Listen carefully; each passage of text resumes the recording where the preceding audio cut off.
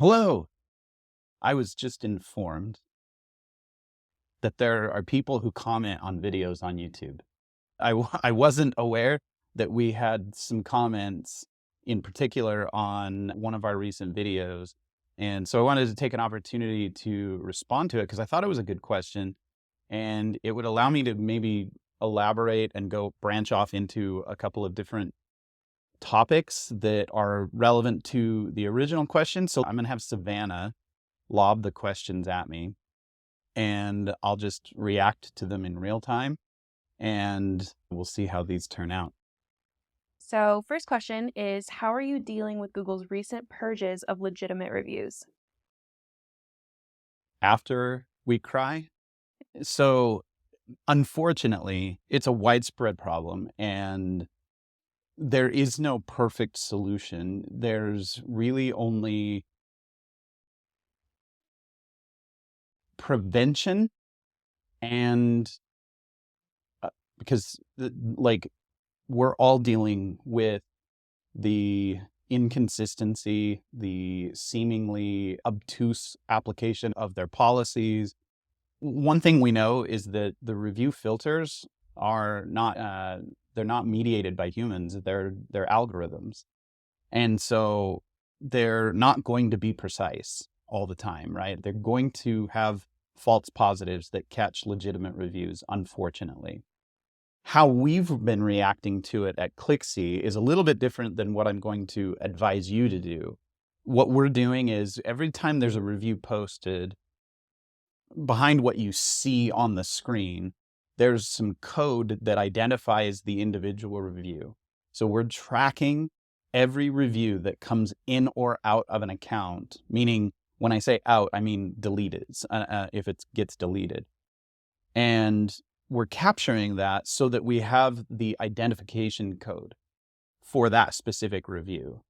The reason we're doing that is because in order to submit a request to Google to put the review back up because it was legitimate, if you're going to go through that appeal process, you have to have some way of pointing them to the specific review.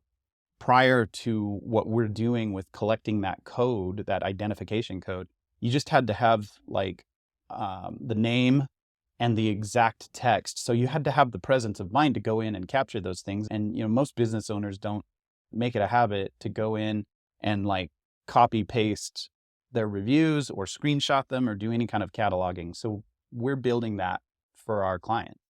What that'll allow us to do at some point very soon is almost at a push of a button, be able to submit that review back to Google for reconsideration to be included. So we'll be able to give them the code, the name, the exact text of the review. That way they have something to go reference in their database. Now, that certainly doesn't guarantee that the review is going to get put back up, but it at least gives us a set of breadcrumbs or something to follow. Now, how you should react to it is, number one, in the absence of some tool like what we're doing, if you have the time or the resources, I would be cataloging your reviews so that you have some way of referencing them. At a bare minimum, if you notice that one got deleted, even if you don't have the reference material, I would still submit the reconsideration request. And we can include a link to where you would submit a reconsideration request. And it's not ideal. It's cumbersome and it's frustrating. And I know that. So the other thing I would do is I would start thinking about when you're requesting reviews from clients, I would start educating them, figure out some way in your review process to include either some text or a small tutorial. Figure out ways that you can incorporate some education into that process of asking for reviews. For example, I just got done writing an email back to a client.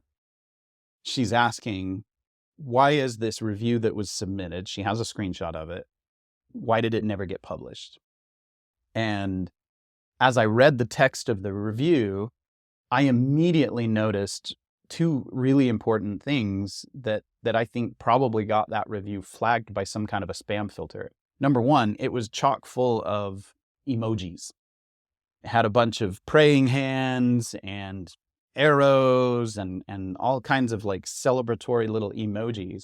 That's exactly what you would anticipate if you're a programmer at Google writing code to say, like, what common traits are we going to look for in a spam review? Emojis is for sure towards the top of that list. Okay. Another thing I noticed is that she wrote the review with no specifics. It was all full of generalities. Now, it did name some individuals, and it's debatable. Like, every idea we have about what Google flags for spam is speculation because we don't really know for sure. But we know that if you disparage individuals by name, that's a reason you can get a negative review taken down. It's therefore theoretically possible that you could also be triggering some kind of an algorithmic check or making it sort of pump the brakes on that review by naming individuals. I don't know if that's necessarily true, but it's possible, right? So the only specificity she included in her review is that she shouted out 3 people, but everything else was just like, these guys are great. They're really awesome. I love them a lot. And that's not really what makes a great review. And so it's possible that that's another reason. So it might even have 2 strikes against it and be the reason it didn't show up. So coach people, teach them what a good review is.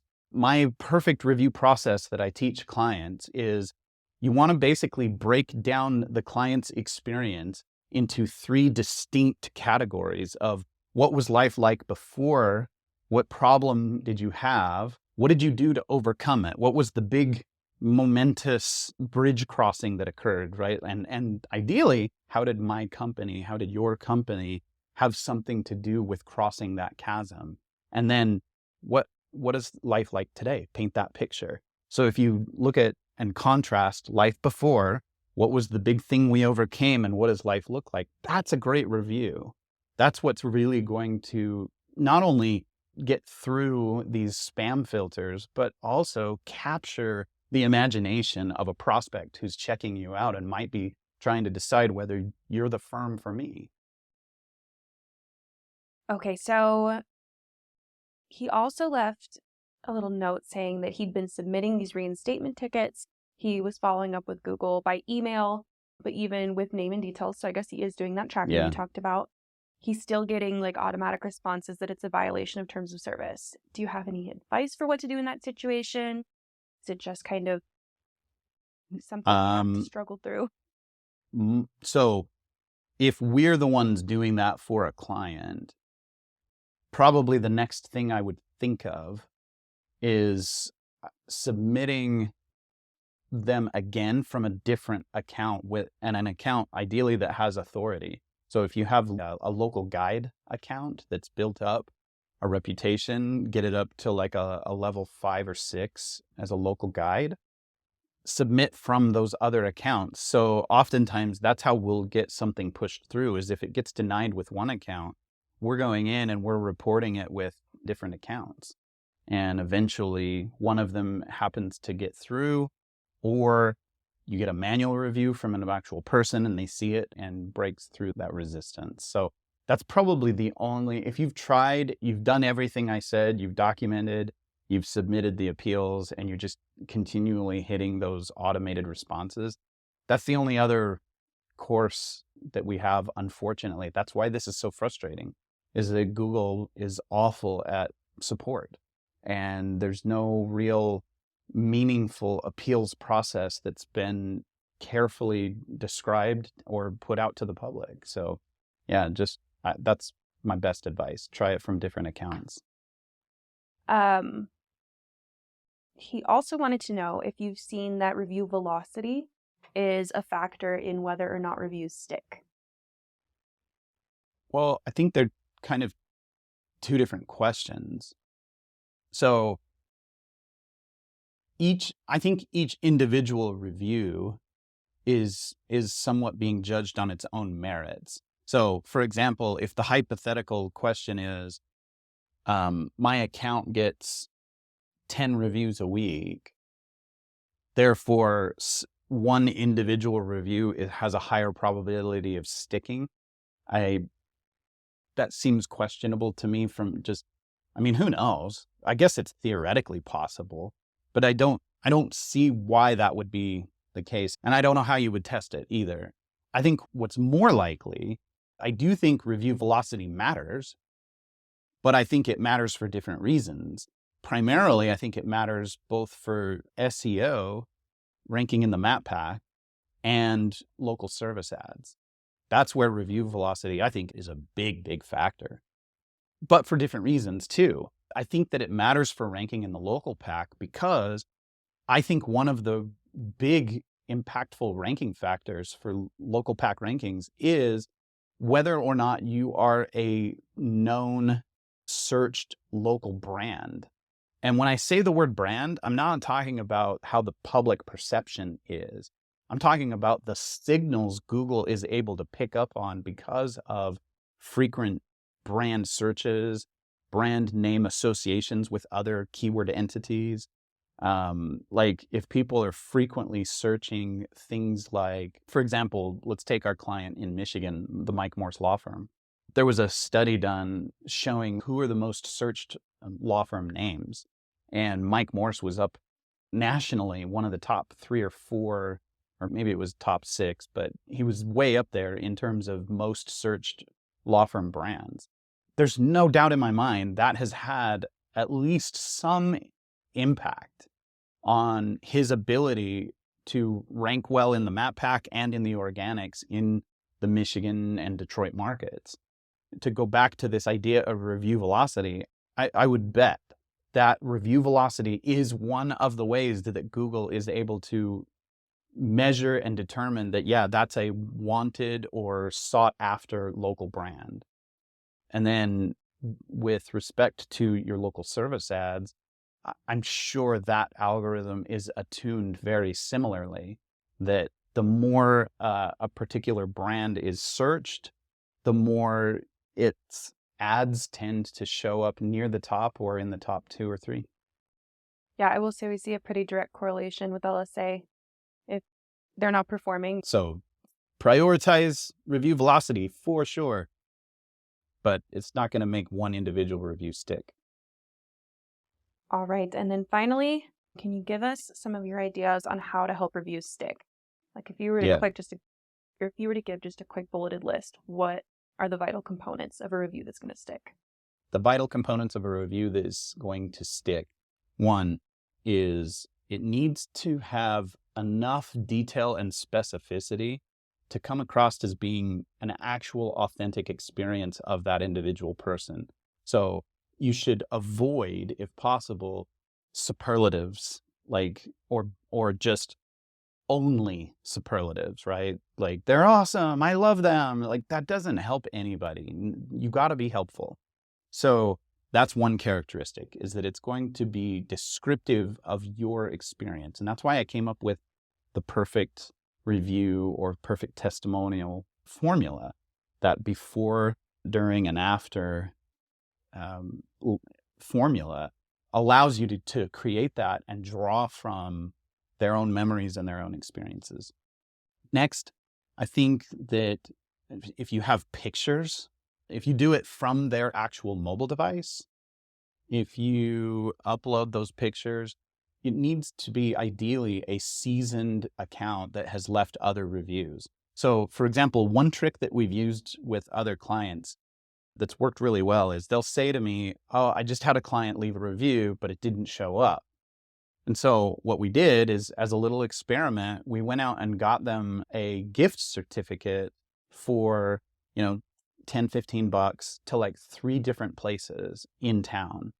And my personal advice, just because I love supporting local small businesses, is ideally find places you like and frequent and buy from them, give it to these people, and with the condition that they're going to go out and leave a review after they've patronized that business. What that's going to do is it's going to have sort of a retroactive effect of unlocking the other review that they left for you, because now their account has come up in prominence and authority. I first discovered this not in Google, but in Yelp. We found, and if you're at all familiar with Yelp, you'll know their history of being so punitive and always demoting legitimate reviews. What we discovered was two mechanisms with Yelp where one, we did exactly what I just described. We said, go patronize 2 or 3 other businesses and leave them a review. And we would see that their positive reviews that had been filtered previously would show up. The other thing that we did is, I don't know if this is still possible, but back in the day, there used to be 3 little selections you could make on Yelp reviews where you could say something was helpful, funny, or something else. There was 3 categories. We would take established authoritative Yelp accounts. We would go find the review in the hidden filtered section, and at random intervals, we would use those established accounts to select one of those feedback mechanisms, like how we would call it helpful, and we'd get 2 or 3 helpful marks or button pushes. And then we would try a funny, and then whatever that other category was. And usually after like 4 or 5 of those interactions with the review, it would pop up out of the filter. And so combining those 2 strategies showed us, what was going on, or at least partially what was happening with the Yelp review algorithm. And so we've just transferred that over to Google, and so far it seems to be effective.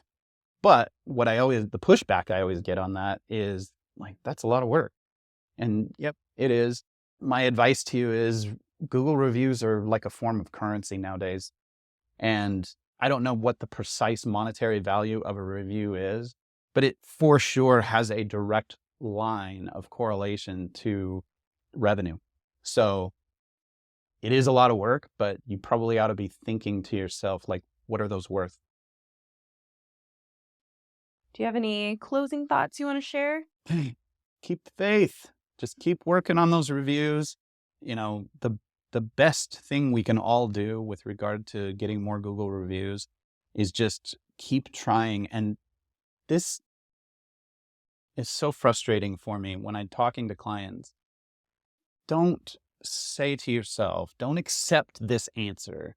I tried that and it didn't work. Try again and pay attention. Why didn't it work? Was it the words you used? Was it the copy in the email? Was it perhaps if you had texted them, or maybe if you asked while they were in office? Like, there's so many variables you could be working on and testing. Don't just give up. Don't just go like, oh, I tried it once or 10 times and it didn't work.